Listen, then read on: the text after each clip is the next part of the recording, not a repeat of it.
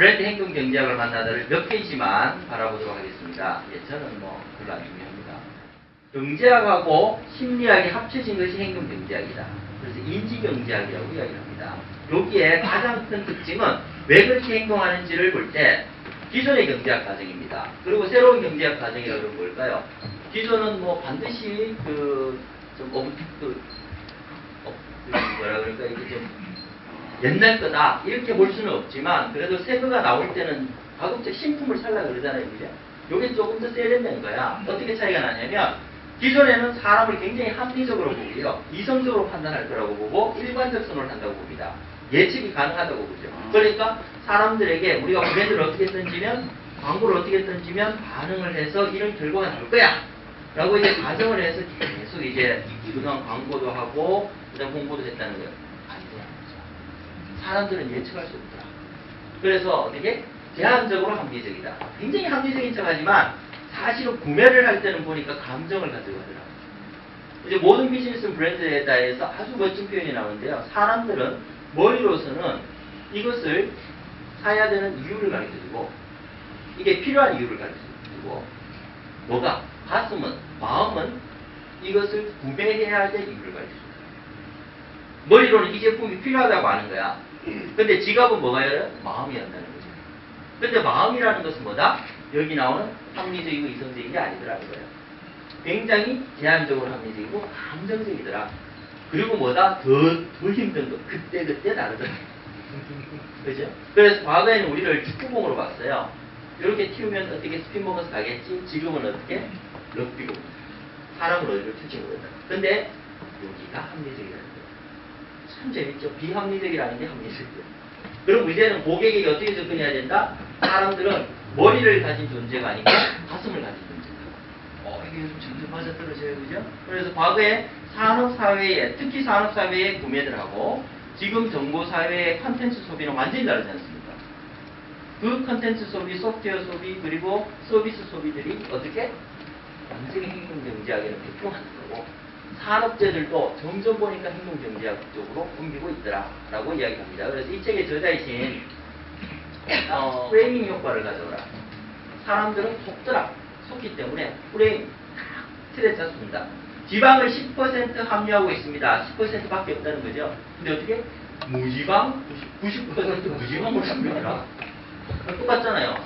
합리적으로 생각하면 똑같아요. 사람들은 합리적이 없습니다. 사람들은 마음으로 결정합니다. 바보들이다. 바보라는 거는 마음이 더 중요합니다. 그래서 90% 무지방이다. 실패율 1% 아주 대단한 것 같죠? 성공률 99%가 쓰죠. 그죠? 생존율 90%보다 사망률 10%. 이게 똑같은 거지만 어떻게 표현해 주느냐에 따라서 사람들의 반응들이 바뀌다라고 보는 겁니다. 그것을 우리는 프레이밍 효과라고 이야기합니다. 프레임은 우리 구조고 이 뼈대지만 제일 중요한 건 창틀이죠. 어떻게 세상을 보느냐라는 거. 그래서 행동경제학의 그 틀을 가지고서 세상을 봐야 된다. 자, 지금까지 두통약 복용 후 속 쓰린 적이 없으십니까? 쓰렸지. 이제 걱정 마세요. 순환 두통약 타이머널이 있으니까요. 어때요? 나눠버린 거예요, 자기가. 그동안에는 전부 다 독한 두통약이 돼버린 거예요. 내가 등장함으로써 기존의 모든 두통약은 독한 두통약이야. 왜? 속 쓰려. 나는 아니거든. 완전히 바뀌어. 시작. 자, 사람들이 합리적이라면 어떻게 생각해요? 먹어보고 결정하고, 그 다음 이것도 아플까 안 아플까 하지만, 일단 보면 어떻게? 왠지 안 아픈 것 같아요. 빅뱅이라는 거. 자, 비타 500전에 confidence. 저 정말 좋아합니다, 이거. 옛날에 막, 제가 좋아하면 따끈합니다. 양이 많아. 먹으면 좀 마실 게 한 2모금, 3모금 넘어가. 비타 500 한 모금도 안 돼. 근데 세상은 얘가 바뀌었죠. 왜 그렇습니까? 컨피던스, 뭐가 컨피던스지? 그죠? 신나는 놀이 음료라고 만들었을 거예요. 근데 비타 500은 컨셉을 마시는 비타민. 500mg입니다. 거의 없지만 어떻게? 500이라고 아주 큰 숫자를 적어줍니다. 예. 그래서 4,800만 병, 예, 바카스를 제낀 유일합니다. 자, 생각해보면요. 자동차 홀짝제 하면 홀수 날에는 홀수차가 시행되잖아요. 이 반대입니다. 지하철 진입할 때 안전선 밖으로 한 걸음 물러서 주시기 바랍니다. 어때요? 안전선 밖으로 물러서는 게 누구 입장이야? 안전선 안으로 들어가야지. 우리 이게 이상하다 생각하지 않는 거죠? 그죠? 은행에 현금 지급기, 지가 지금 나는 찾는데. 그러니까 지금까지 우리는 프레임들을 뭐 맨날 말하는 고객 중심자 의미가 아니라는 거야. 그죠? 그래서 그 지급이자 누가 지급해? 내가 받는 이자인데. 그죠? 내 돈 내고 내가 이자 받고 하는데 자기들이 주는 거래. 복금, 당첨금, 지급기간 누가 주는데 내가 받는 거, 내가 당첨되는데. 이게 똑같은 게 이거예요. 제가 이제 병원에 들어가면서 병원의 서비스의 시작은 어디냐?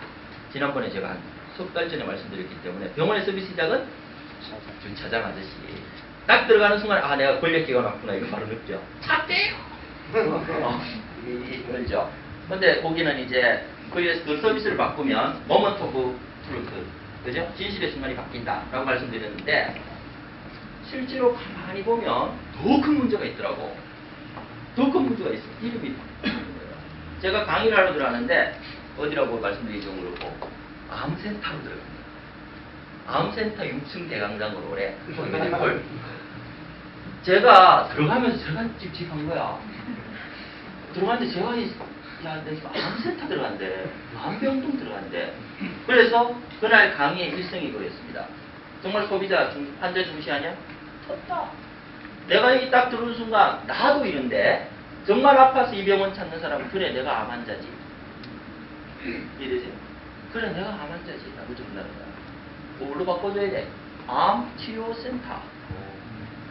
이름을 암치료센터로 바꾸면 들어가면서 그래 난 여기 오면 살 수 있어라고 생각한다는 거야. 다르죠? 근데 우리는 주는 사람 입장에서 암센터. 더 심한 건 암병동 이런 것도 있어요. 바꿔야 된다는 거야. 그죠? 그래서 식당을 이용할 때 무엇을 드릴까요? 무엇을 드려?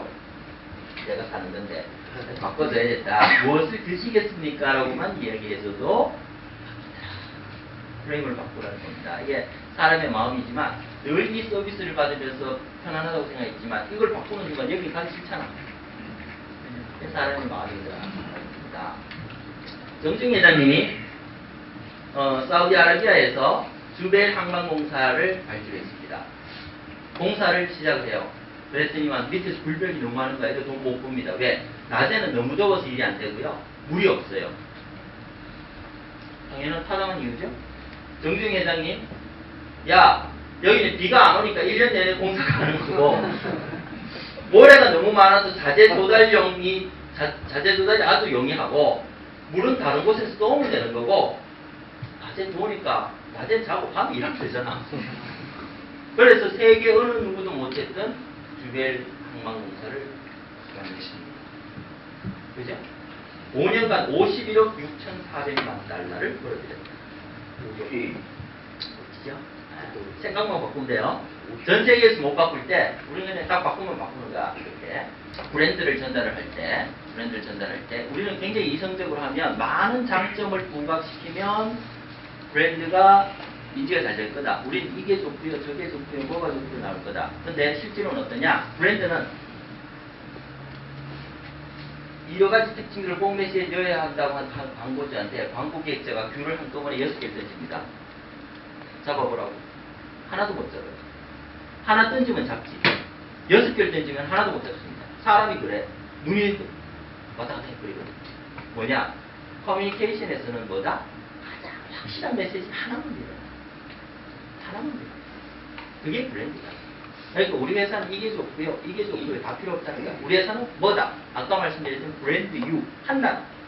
우리 회사의 브랜드를, 우리 제품의 특징을 8글자 안에서 표현하지 못하면 브랜드 실패합니다.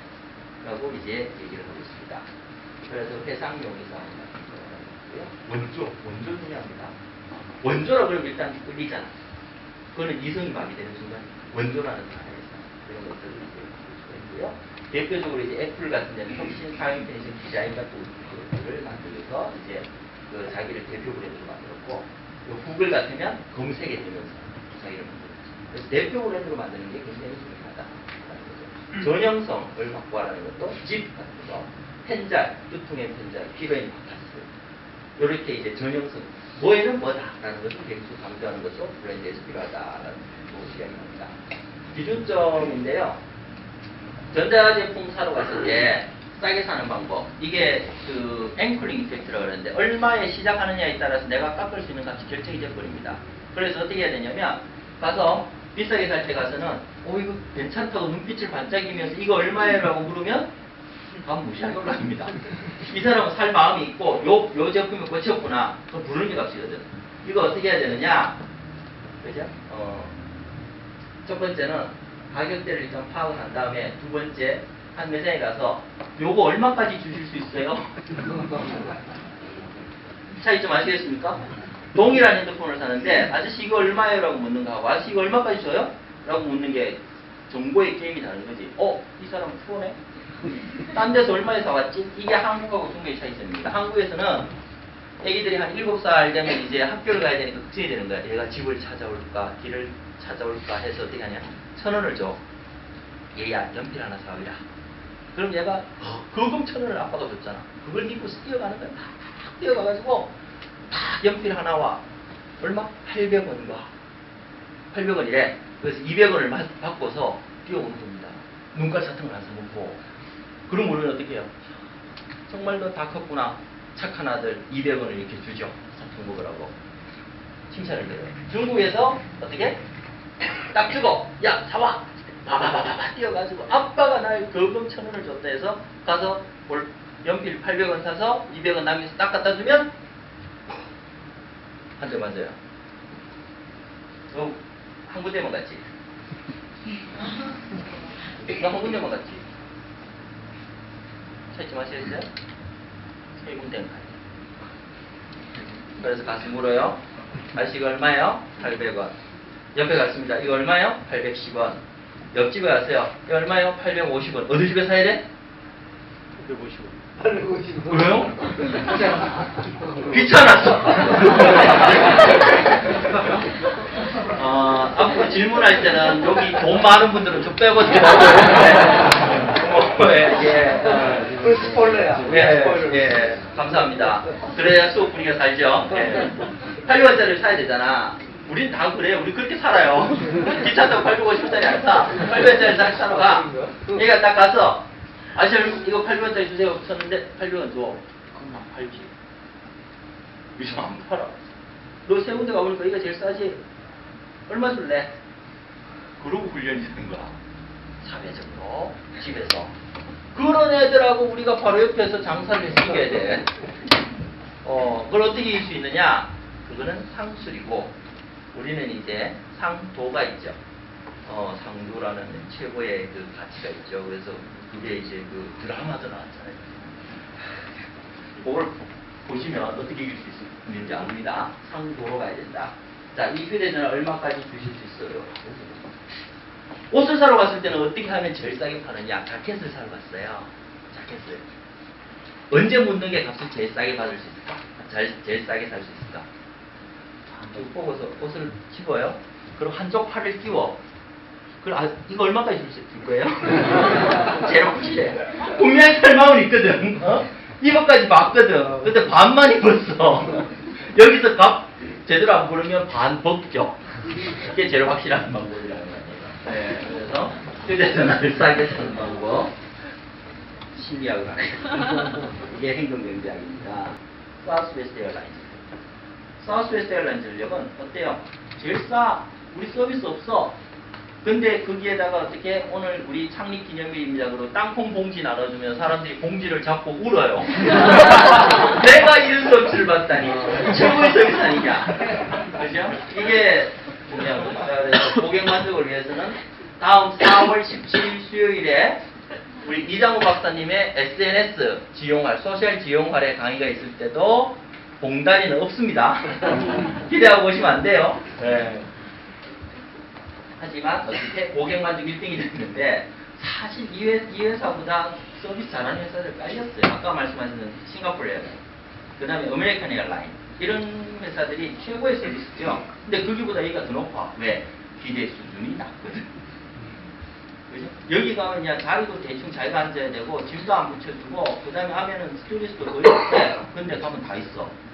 만족하는 거죠. 이게 그래서, 뭐다?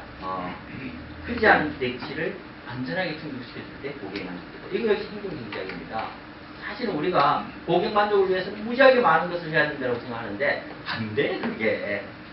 그냥 우리 다 한 마음이지요. 우리 한 가족이지요. 이러고 뭐 편하게 살지요. 이랬는데 좀 잘해주면 이거 만족이 가능할 수 있고. 그죠? 중요합니다. 오늘 결론 세 번째입니다. 그러면 정말 우리가 행동경제학을 통해서 제대로 된 브랜드를 만들려면 뭘 담아야 되느냐? 박준식 저자는 보봉이라고 이야기합니다. 보봉. 우리나라 전통에도 행동경제학의 사례, 사실은 바뀌지 않아도 마음으로 만족하는. 이게 참 그런데요. 사실은 똑같은데 마음은 만족하는 이게 최고 아닙니까? 그죠? 이렇게 합니다. 돌쇠어멈은 이 박완채의 소설 미망에 나옵니다. 돌쇠 어멈은 커다란 막사발에다가 조가 반쪽 섞인 김이 무럭무럭 나는 밥을 고봉으로 꾹꾹 퍼담아 묵묵하게 들어옵니다. 자, 고봉을 쌓으려면 얼마나 힘들어요. 생각해보세요. 밖으로 요만한 데다 이만큼 밥을 하려면 이 엄청난 이 기술이 필요해요. 그죠? 그냥 큰 사발 하나, 막사발 하나 갖다 놓고 거기다 그냥 퍼주면 될 거를 꼭 조그마한 밥공기에다가 고봉을 퍼. 왜 그럴까? 적은 것을 더 좋게 만듭니다. 소비자를 대할 때도 고봉에 담긴 넉넉한 마음. 사실은 그릇이 왜 안 크겠습니까? 그만큼 담을 밥이 없었던 거죠. 근데 더 주고 싶은 거야. 더 주고 싶은 거야. 그래서 더 담았습니다. 되는 집하고 안 되는 집 장사할 때 차이 좀 보면요. 안 되는 쌀 가게는 처음에 많이 퍼요. 그 다음에 이렇게 잘라내요. 예를 들면 이게 고기도 한 근 주세요 했을 때 한 근을 딱 하고 나서는 크잖아. 그럼 잘라서 이렇게 꺼내. 고기 보는 데서 내잖아. 그 집 틈심망이에요. 되는 집은 처음에 조금만 퍼. 처음에 볼 때 살짝 퍼. 갖다 놓고 그 다음에 저울 보면서 계속 올려. 계속 올릴 때 놓을 땐 출렁하잖아. 그때 1kg 주기로 했는데 출렁할 때 좀 120까지 갈 때도 있어 이렇게. 그때 확 되는 거야. 그럼 사람들은 어떻게 야 이거 많이 받았지. 차이점 아시겠어요? 이게 사람의 제가 장사의 신은 아니고 제가 잘 팔면서 성격 많이 팔았지. 근데 참 그거는 못 팔아 내가. 요 마음이다. 근데 우리의 마음이 항상 덤은 있는 거야. 덤이라는 개념이 있잖아요. 항상 조금 더 주고 싶은 마음. 그죠? 그래서 빼는 마음이 아니고 더해주는 마음이 결국은 브랜드를 만들어낸다. 그러면 한국의 브랜드에는 뭐가 들어가야 되느냐? 덤의 정신. 조금이라도 더 주려는 마음들이 들어가야 되는 거 아니냐?